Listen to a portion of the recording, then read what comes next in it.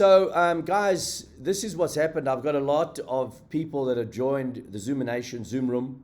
Genre, just so you know, I run a business training program every Monday night between 8 and 9 p.m. And we have businesses that plug in from around South Africa and around the world. And what they do is they come to that platform to come and learn new ideas, how to grow, change, expand their businesses. And I've got a little chat function on that thing. And over the last 2, 3 weeks, I've had a lot of people that are asking me, how do we manage our staff? Because now their staff are all getting COVID and then isolation. And, in some companies, they've actually sent all of their staff home. But these guys now are starting to notice, they didn't notice it in the beginning, but they're starting to notice now that their productivity is nowhere near where it was. And so I remember you mentioned a product to me, and I can't remember the name, please forgive me, of what the product is called and how it works. So I thought I would just get you online, and thank you for giving me the time, because obviously this is going to benefit all of the guys on Zoom Room. So COVID, as you know, has been quite a massive shock to business. It's really hit us really hard. And can you give me that? Just tell me a little bit about that product that you created that can assist business owners in this time of COVID. You just tell me what it's called. Give me a quick rundown on how it works, that they can just kind of understand it. Thanks, Andrew. Yeah, so as you said, COVID-19 has been really difficult. It's been with us for about 18 months, and it's difficult for companies to send all of their staff home and tell them work from home, but also be productive while you are working from home. Yeah. And we've noticed that some companies, they found that their productivity is down by almost 40%. 40. Because they're not, yeah, 40%. So they're not sure what their staff are doing when they're working from home. Are they watching TV? Are they drinking coffee most of the time? Taking the dog for a walk. Yeah, they're doing the dog walk thing. Yeah, I heard about that. So it's a difficult thing, because as companies who are used to having all our staff at the office, we've got our data and our software at the office, and everybody works from there. So it's difficult to send them home and still make sure that they are productive while working at home. So we created a service that makes it very easy for a company to send your staff home, allow them to work from home, but still have access to all of their data and software, while still making sure that the staff is productive while they're not in the office. So they effectively, just let me get this right, they go home, do you load software onto their computer? How does it work? How does that physically connect to the office? What do you do? We basically virtualize the office environment. So we go to a company, we create a virtual server for them. It's a server that's located in the cloud. Okay. We transfer all of the data that they had at the office into this cloud server. Okay. We set up security. Right. And then we give users at home a little icon on the desktop. They click on it, and then they log into the cloud server. Right. And they can do anything that they could have done if they sat inside of the office. And you mentioned security and stuff like that. I know one thing that I know with our accounting firm is that a lot of people are very reluctant to change to an in-cloud thing because they're so worried that their stuff is going to get hacked. So what's the security behind something like this? Is that information hackable? Anything is hackable probably, but we use the same security that the banks are using. It's called SSL.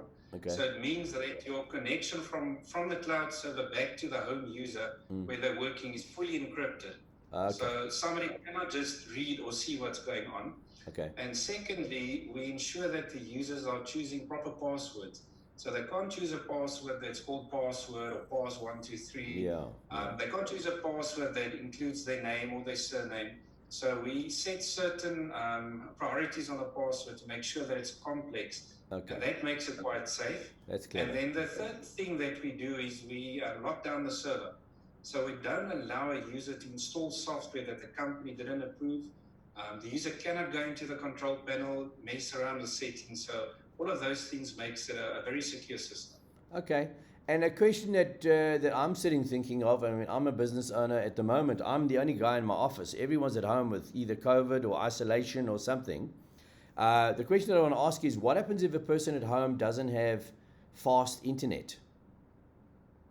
Now, that's a very good question because most of your users that you'll send home will not have fiber connections. They'll maybe have LTE connection on ADSL, something that's not stable. Mm. So the very nice thing about our system is that all the data is located on our cloud server. Okay. And the data never moves from the cloud server to the user where they work on it and then it gets copied back. So we don't need a very fast internet connection. I would say 1 meg per second connection will be more than enough. Okay, well, that's good. And then obviously, does it kind of work like a Dropbox type system that you're working in the file online? So if your from your side is interrupted, that it's saved. Is it kind of safe if they're working on it? It is very safe. It's not like Dropbox because Dropbox physically copies the file to each user's home computer and then they work on it. And after you worked on it, it copies the file back or it syncs it. So in that process, you can get data corruption because if you are busy uploading a file and your internet drops, then you've got a good chance that you'll get data corruption. Right, that makes sense. But with our system, again, the advantage is your files doesn't move around the internet. It stays on the cloud server. Clever. So if your user's internet connection drops, it's no problem. When load shedding is done, your internet comes back online, you log into the server again, and your files will be exactly the way that you left it. Okay. So whether you're a big company or a small company, I mean, what's the maximum? I mean, how many people can plug into something like this? There's actually no theoretical maximum because we can assist clients who's got 4 or 5 users, and then we can assist companies with more than 100 users because we've got a huge cloud server that we use. And should we ever get to a point where a client needs more storage and we run out of storage, it's as easy as just adding more hard drives, putting more RAM in. So it's very easy to expand the system. Okay.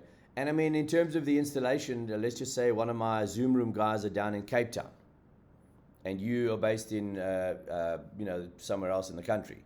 How do you do it? I mean, do you physically need to be there to do it, or can you do it remotely? Can you do it in the cloud? How does it work? We do everything remotely, so it doesn't matter where in the country you are, it's not a problem. So we've got a template of a server that we just start up for the clients. Okay. We then discuss with them what software they need. We load that software for them. Right. And then we transfer their data from their office server or from laptops maybe that's scattered where all the data is, and we transfer that to our server. Okay. And everything gets done online. Right. And on the client side, it's really a matter of 2 or 3 minutes just to create an icon for them, put in the server address, and then they can log in and start working. Okay, and the last question that I want to ask you is, how do you know in that software that the employee is engaged? I mean, they could stick the mouse, on a vibrating machine, and it looks like the mouse is moving. How do you know? From your side, I'm assuming you give the business owner a report or something like that, but how do you know that the employee is actually still working?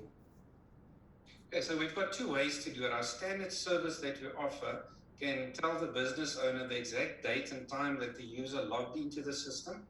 Secondly, it can tell them when a user's session goes offline, not offline, what do you call it?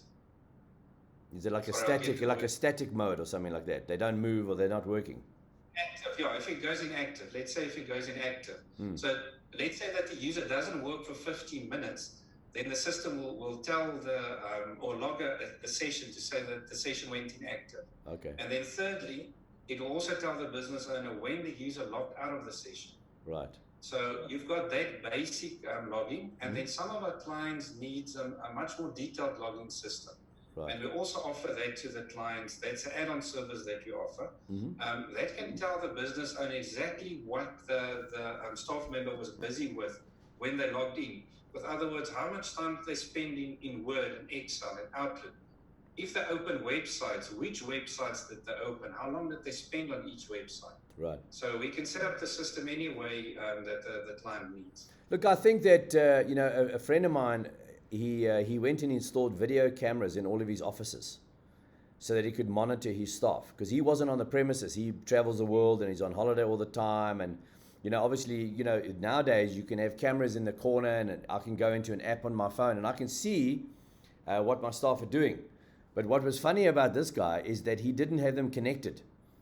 He just had a piece of wire going into the ceiling, so the light was on with the camera, and all the staff thought that the cameras are watching them all the time. No one ever climbed into the ceiling to see that it wasn't even connected, but because the staff felt like they were being watched all the time, the productivity stayed up there. And so, would you say that this type of thing would have a similar effect if that employee knows, that he's now on a virtual system with a tracking system? Would that also? I mean, I don't want to use the word scare them into working, but make sure that increased productivity. I mean, have you seen that? Have you got any stats that where you've put this in where the productivity has increased, or just feedback? Yes, as I mentioned earlier on, productivity is down by about 40% for clients or for companies sending their people to work from home. And if you put in a system like this, where the staff members will not really know when you're watching, and even if you're watching, but they know that you can if you want to, then it can easily increase productivity by 20-25%. Wow. Okay. Well, I mean, what I'm going to do is in the chat function over here, I'm going to get the guys to contact you directly. Normally they're busy, on the things, so they don't always write it down. But my staff will copy and paste a link that they can go to. And do you want us to put your telephone number in there as well, or just the link? Which do you prefer? You want both? I'll put both there. Thank you very much. Yes. Okay, buddy. But thanks for giving me your time. I know you're a busy businessman, and I know that you guys are really, really good at what you do.